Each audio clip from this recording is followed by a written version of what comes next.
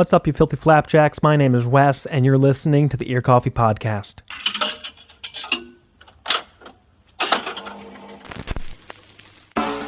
In today's episode, I chatted virtually with Minneapolis duo A Mess. They released their debut EP, Golden Age of Television, in September, and it's one of the most beautiful recent releases from the Twin Cities. We talked about the journey the band took from a Sufjan cover uploaded to SoundCloud 3 years ago to releasing their first EP, plus a whole lot more. Without any further ado, here's my interview with Sarah and Hannah of A Mess on the Ear Coffee Podcast. How are we doing this Wednesday, this very autumnal day? Doing just fine. My tripod here, but we're gonna try to keep eating. There's a cat trying to join the interview. Oh, yes. This is Leo. Hi, Leo. So cute. That's freaking adorable. Oh my god, and he's ruining everything. How are you doing today, though? I'm doing well, yeah. Yeah. This is the only real thing I have going on today, which is always a good day. Same here. It's a chill day. Yeah, that's good. Mm-hmm. I always like starting out interviews by really getting a feel for kind of the musician's first kind of experiences with music, because obviously for anyone that makes music and puts it out there, it's such an important part of your lives and presumably has been for a hot minute. So yes. Do you remember like when you really first connected with like even just like a single song or something when you were younger, like where you kind of realized that music is super huge and like super important beyond just like when you're a kid and like you just hear the radio? Yeah. Do you want to start, Sarah, or do you want me to? Sure, I can start. So I guess honestly, the first time I really felt or can remember feeling really connected to music, my parents took me to see Joseph and the Amazing Technicolor Dreamcoat. And I have terrible concentration, like I can't sit through anything. And my mom says I just sat dead silent in my chair the whole time. And then I bought the CD. So I think that's probably like when I first realized like, hey, this is one I want to do someday. Yeah. Yeah, for me, I would say just like my parents were, they're very into music and they would just play like classic rock to me when I was younger. And my dad would have me name all the members of the Beatles whenever they would be playing a song and everything. And so just through him, I think that kind of shaped my just love for music. And also just like I would just like dance around my living room when like always dress up and like have shows and stuff just for my parents. And I don't know, I just always liked, performing, I guess, and stuff. Yeah. So, from a young age. I do have a follow-up, but I'm stupid and forgot to ask you to introduce yourselves. So if you yeah. could do that really quick, Yeah. and we'll use the magic of editing to make it sound like I remember to do my job properly. Yes, of course. I'm Hannah Boundy from A Mess, and Do you have like a primary like instrument, or like synth, ukulele, which one? Instagram, did you say, or social media? Or? Instrument, yeah, sorry. Instrument. Gotcha. Yeah. I basically guitar and ukulele is my two instruments, and singing. So. Yeah, singing, of course. Yes. And yeah. Well, I'm Sarah Liebel. I'm the other half of A Mess, and I do vocals and synth. Awesome. Okay. You very obviously had those important connections with music just as kids, but what were your first like memories of actually making music yourselves, whether it was like writing songs when you were in high school or performing in like any sort of capacity, that because I know a lot of people have gone through like musical theater, even though no one admits that, or like did like just kind of acoustic stuff and just kind of recording stuff on your own time. Like what were your first interactions with that? I guess I would say starting from a young age, I was in like church choir, and then I left that area of music and started doing just like choir in elementary, and then I was in orchestra for many years, so that kind of helped my music skills, I guess. And then going from there, I was a huge theater geek for sure, and I was involved in like 16 shows in high school, and I was definitely one of those types of people, and I loved it. But I no shame in that, but definitely. What was your favorite show, if I can ask? 'Cause That I did through high school, I'd say probably Sweet Charity. It's an Okay. oldie musical, and I was one of the head prostitutes in that show, which was my role. And we did that song, "Hey, Big Spender."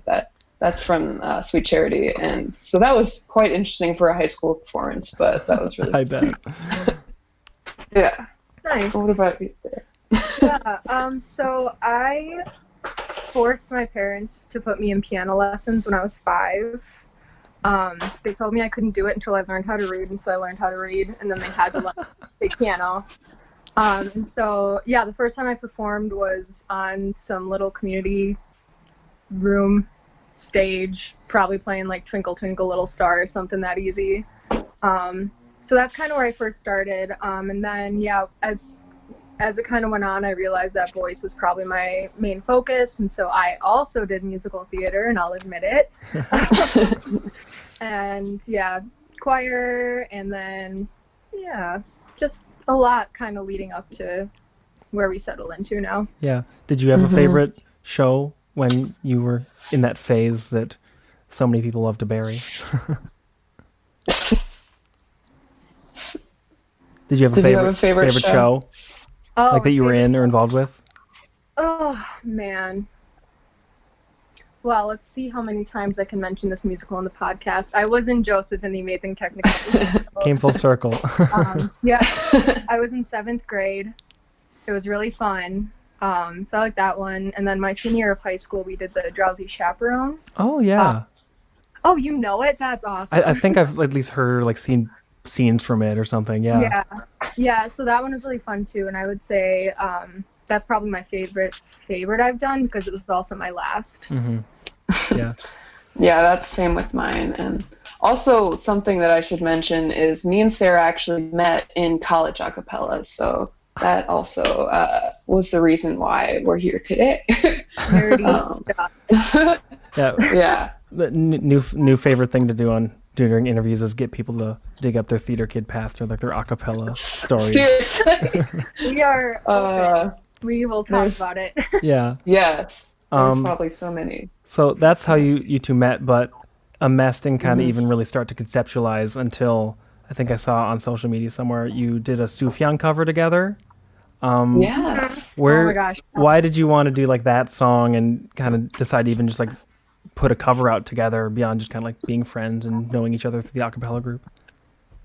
Well, we always just wanted to do a cover together because I've been doing covers on SoundCloud for many years now, and I always like doing them with friends. So we were kind of like, hey, we both love this song, like, why not? And so we kind of just were working on that for a while. And through that, that's kind of, yeah, what led us to work on original stuff. And then A Mess was born through, I guess that is the first thing that we really did away from a cappella and on our own. So. Yeah, Wow. and we were like, oh, we like this blend that's happening. Let's do more with this. And just, it's easy to work with Sarah and I. Yeah. Aw. Doll. Of course. Yeah. Did it take a little bit of time to kind of really figure that out and kind of lock into the idea of just being in a band, even once you kind of had committed to writing songs together and kind of working things out? Like, because I don't think A Mess was like officially born until like a year later or something. Yeah. Were you Yeah. recording and working on, not like recording covers and like working on stuff all throughout that time, or just kind of waiting for the right moment and to kind of launch the project? I'd What say would you think? both, honestly. Yeah. A little bit of both. Yeah. We kind of started out with Hannah had a bunch of original material already written. And so we kind of started off of that, working me into it, kind of workshopping those. And so we wanted to take our time to make sure that we got some really solid, like, new tracks on the EP. And so, yeah, we just kind of took our time getting things set up, kind of, playing shows and trying to make money, but that's not happening right now. But, yeah, so we kind of went in slowly, but... But I joined the a cappella group to to be able to find people to join a band, because I always wanted to be in a band. And I was like, this is maybe I feel like this is a good way to meet those musically inclined people, and it would be fun. And then I found Sarah. I'm like, this is perfect. Let's start a band. And we did it. But yeah, it was kind of a slow moving thing in the beginning, just because, being in school also is very hard, trying to like have, and I was just really stressed out. So it was slower in the beginning, I'd say, because we were just both busy people, but we would like try to get together as much as possible and just like jam for fun. And then we were kind of like, oh, maybe we can like just start a band together too. So I don't know. It was, I think I was sitting on your floor. Yeah. You were like, oh, hey. Yeah, it was kind of just like a jam sesh, and then I think initially found a like playlist on Spotify that was called A Mess, and we were like, oh, that'd be a funny band name, and ever since then it kind of just stuck. So yeah. And it's lent itself to like memes and stuff, because yes, every once in a while. Yeah, our first show, it was very nice to like be able to have that to fall back on, because whenever we'd mess up or something, we'd be like, we're a mess, and everyone would laugh, and we'd be like, that was definitely on purpose. But yeah, no, so hopefully it's not used against us later down the line. I hope not either. Yeah, and so it's been almost like a year to the day when you released the EP just recently, and when you dropped Fade Away, which was for the longest time like the only official A Mess song out there. When you recorded about a year. Recorded and released that, did you know that you wanted to maybe end up putting it on an EP, like what ended up happening, or was it just kind of like, we have the song, we feel good about it, let's put it out there just so we have something that people can kind of reference when you guys were like playing shows and growing the band as much as you could during that time? Yeah, sure.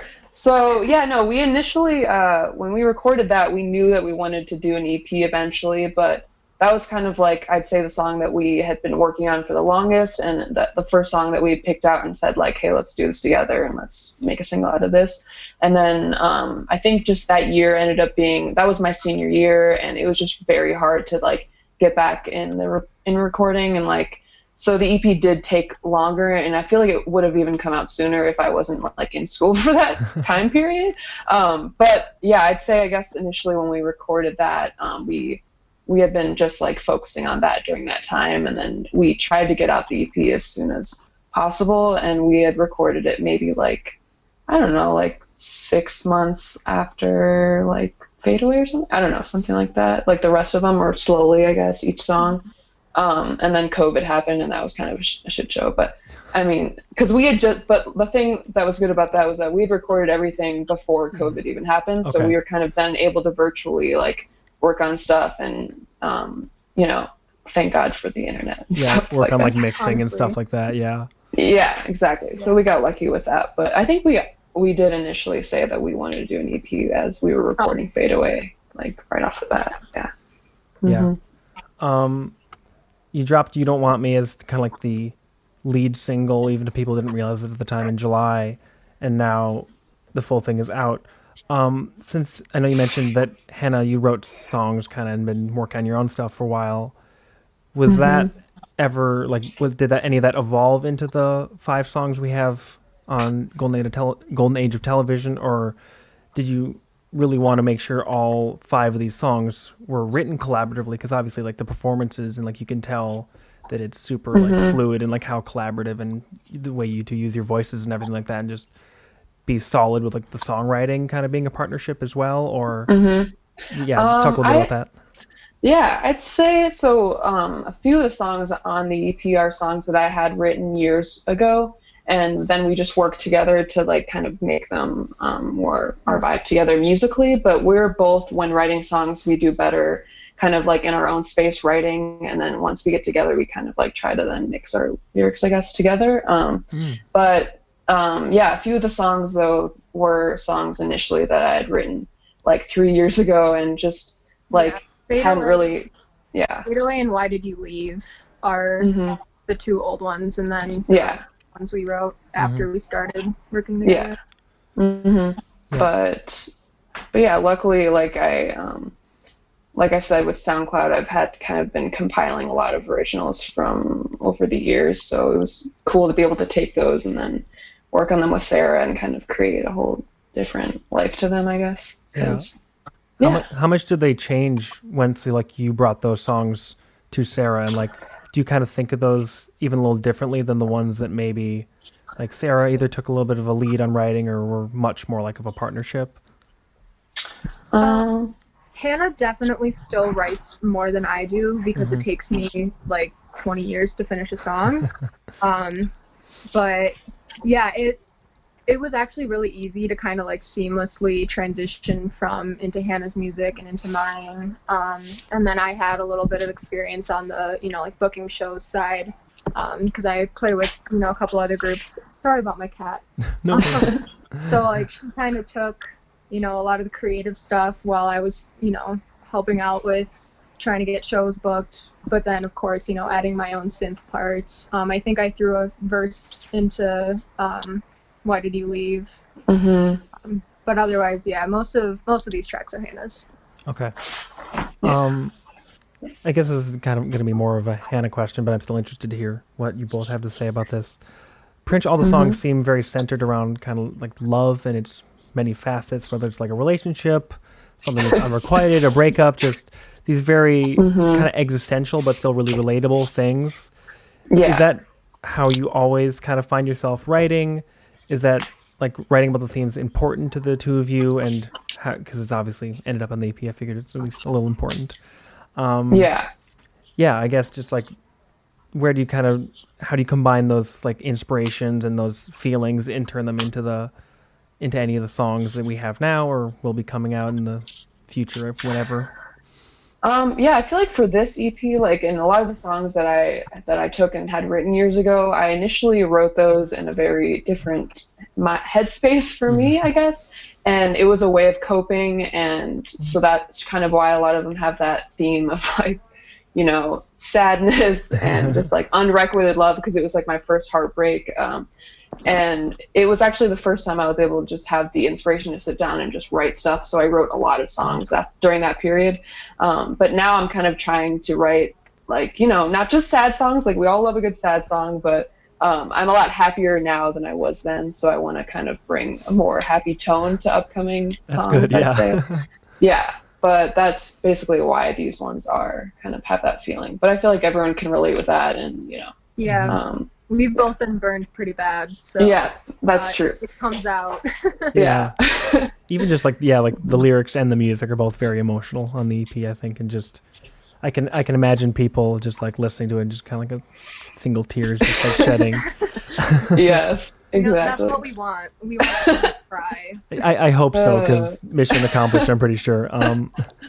With like the old timey like samples that show up on a couple songs, and even just like the title, how did you find like that inspiration to kind of interject that into the EP?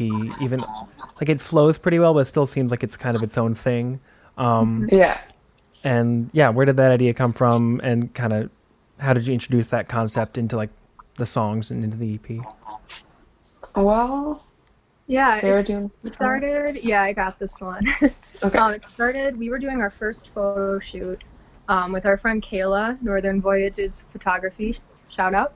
And we were doing it in her like little creepy basement. She was like, "Hey, you guys, I found this old TV. Should we use this in some shots?" And we're like, "Okay, sure." And then afterwards, we got coffee, and we were very caffeinated and just like rapid firing names related to television back to each other. And then Hannah said, "Golden Age of Television." We were like, "Yep, that's it. Cool." And then a couple months down the line, I was thinking about how I wanted to kind of like cohesively give the album like fit it in the theme. There we go. Like kind of create a theme for it. And so that's kind of where I came up with the samples. And they're all from An Affair in Monte Carlo, so I'm lucky. I only had to watch one movie. So, yeah, that's kind of how that turned out. It's kind of all, once again, I just keep saying it all just kind of fell together. Yeah, and I feel like with that too, it fits my, I guess, aesthetic, because I just love old television as well, and I studied television in college, and it was a cool way to kind of add that into the music. And just a lot of those old movies, I feel like have that, like those romantic, sad movies, I guess. So kind of fit in with, I guess, those songs just with that and the quotes that were from that movie too. And so, yeah, I feel like it kind of just, like Sarah said, just fell together like that. And when I first initially said Golden Age of Television, I was kind of joking initially, and then we just liked it, and we were like, we'll just stick with that, I guess, for now. I feel like that's how like all these like band names and a lot of EP names come about anyways, so it tracks. Yes. Yeah, so you mentioned that you had managed to record pretty much everything before COVID hit, fortunately. Yeah, just talk a little bit about that process of like just getting in a studio or getting in with some mics and some gear, and what was like working on the EP like during the COVID part when everyone was like at home. Like, were there still like changes that need to be made, and how did you kind of accommodate those, or like did the samples come later on, and like just the whole putting together the assembly of the EP? Luckily, we really did like most of our vocals and everything, like the main, like I guess, like most of the songs before COVID, so that was great. But then afterwards, we kind of just were more like, I would send over vocals and record stuff just in my room and send it over to our producer Riley, and he would fit those in. And then later on, we had Wasn't Like You. That was the last one that we hadn't recorded yet, so I went in separately, like once this was a little like when it was a little more safe to go to other people's houses and stuff, and I recorded that and brought my brother in, who then did the cello for all of that song. Okay. And Sarah wasn't there at that time, but then she recorded it at a later date alone, and so we kind of just made it work. And it took longer than we would have liked. If COVID didn't happen, I'm sure it would have gotten out a bit sooner, because we could have been able to like go in there more and figure it out. But with we did the best we could, and I think it ended up being totally fine, because Sure. Riley's awesome, our producer, and we just stayed in touch with him and would tell him like what we were feeling about stuff. And so yeah, we had some good old bedroom recordings on the EP. There's one synth line in Why Did You Leave that was recorded completely with GarageBand. It was stuck in a hotel in Chester, Minnesota. Wow. And it's like just a bass line, but I think it's pretty funny that a GarageBand sound turned it into our EP. Yeah. GarageBand it's always good. Yeah. Sometimes like the demo stuff sounds better than and just more natural than anything that like any amount of studio trickery can it works. conjure. So. Yeah. It definitely works. Definitely. What are each of your favorite moments on the EP? If you have more than one, just pick one for now, but like the part that you kind of feel most proud of as a musician, as an artist, or just kind of feel is most representative of the work you've put in putting this EP into the world. It's a good one. Yeah. I guess the first thing that pops to my mind is Scrambled Eggs, just because that was the first song I've ever written that I didn't hate. And I hold that one very close to my heart too. It's a very vulnerable song. So obviously that one's important to me. But then a really small one in You Don't Want Me, there's a minute when we come back into the chorus and my voice breaks a little bit. And I hated it when we first had the mix and stuff. But then as I was listening to it, I realized like it sounds just that much more vulnerable. It's kind of what we're trying to go for anyway. So I guess those are my two favorites. Sorry, I couldn't pick one. No, that's good. I mean, Fade Away is just kind of like was so like it was like the first song that was released, obviously. So it feels a lot more significant in some ways to me, because it was like finally like we did this, and it took a lot longer. I feel like just because it was the first one, and we were kind of still figuring it out, and like what we wanted our sound to be and everything. And when we sat in Sarah's car and heard that for the first mix of that was just like very emotional. I think we were like heading to like Moto E for like a we were going to like open mic or some like little gig, and we were like, shit, like this is it. And I don't know, it was very cool. So that's probably what I would say, even though I love the rest of the EP too, but Fade Away just is that one's our baby. Yeah. for sure. Back when live shows were a thing, you had like about a year or so you're playing shows as a mess. I love chatting with bands that they don't really fit like the kind of like the basement band kind of stereotype where like you're not a 4-piece with like loud guitars or anything like that. So you're kind of already set apart in, I think, a very good way. But how did you kind of deal with like shows and like sharing weird bills maybe sometimes and just kind of finding a place for your music without changing it? Because you obviously haven't, there's an EP now. And just, yeah, I guess share a little bit of your experience kind of playing shows and being members of the Minneapolis kind of music scene. Oh, yeah. Yeah, I guess I was really lucky in the fact that I already had some connections when it came to getting booked because I play with some other bands. And so I was able to kind of rely on them and be like, hey, do you want to play this show with me? Because I know you have a solo act, or like, can you guys help me?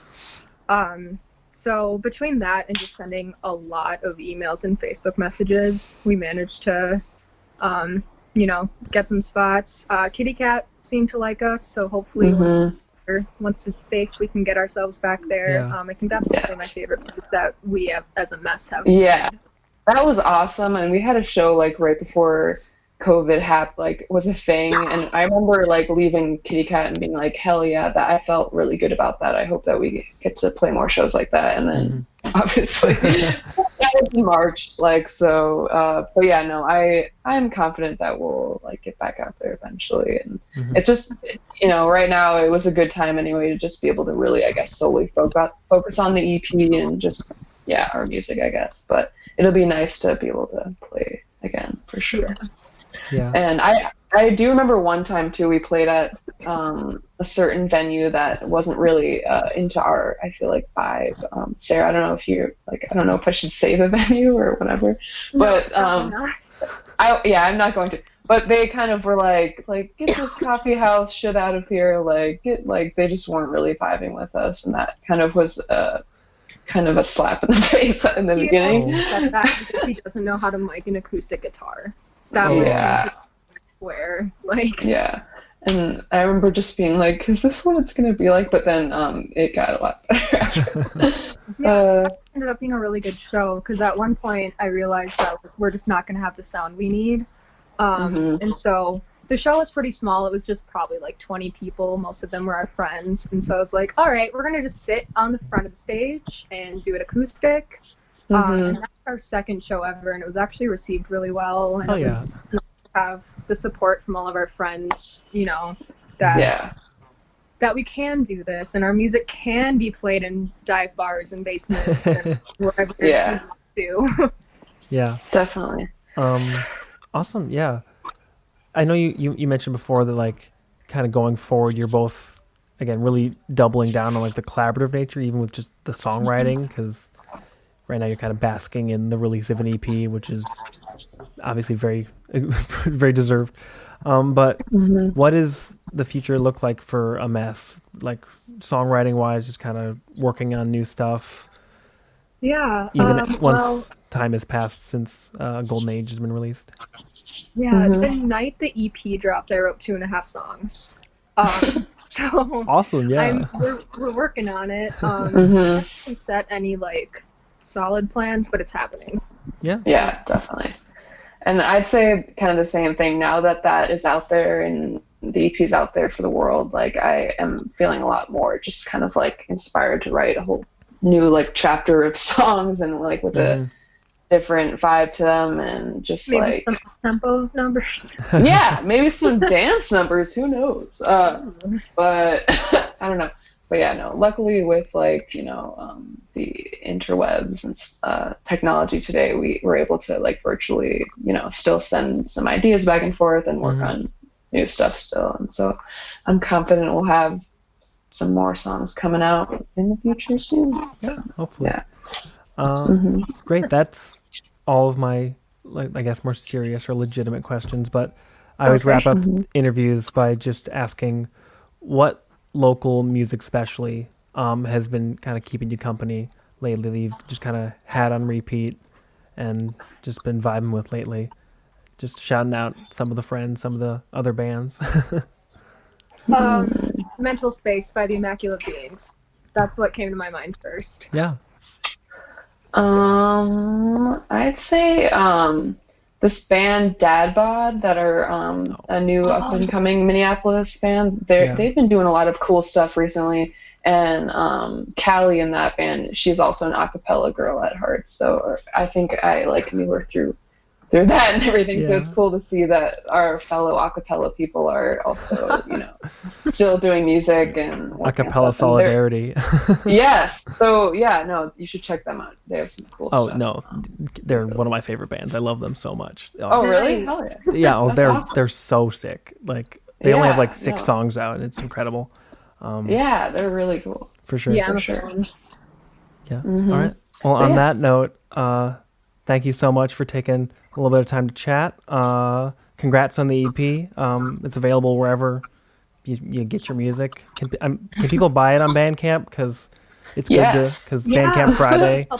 We I had a guess couple that's okay. purchases last week, and then so we're gonna have it up and do that whole Happy Bandcamp Friday to those who celebrate thing. Yeah. Mhm. We can get a couple more sales. So Yeah. Well, Yeah. anyone hearing this will be hearing this after Bandcamp Friday. But if you missed out on getting the EP on Bandcamp Friday, just tip a little extra if you can compensate. Yes. Thank you. Yeah, thank you so much. This was awesome. Of Yeah. course. Yeah. thanks for having Have a us. great rest of your night, and thanks for having us. The Ear Coffee Podcast is a companion to the blog of the same name. If you like this episode, please leave us a rate and review so we can stand out among the other music podcasts. You can follow us at Twitter, Facebook, and Instagram @Ear Coffee. Thank you for listening, and we'll see you next time.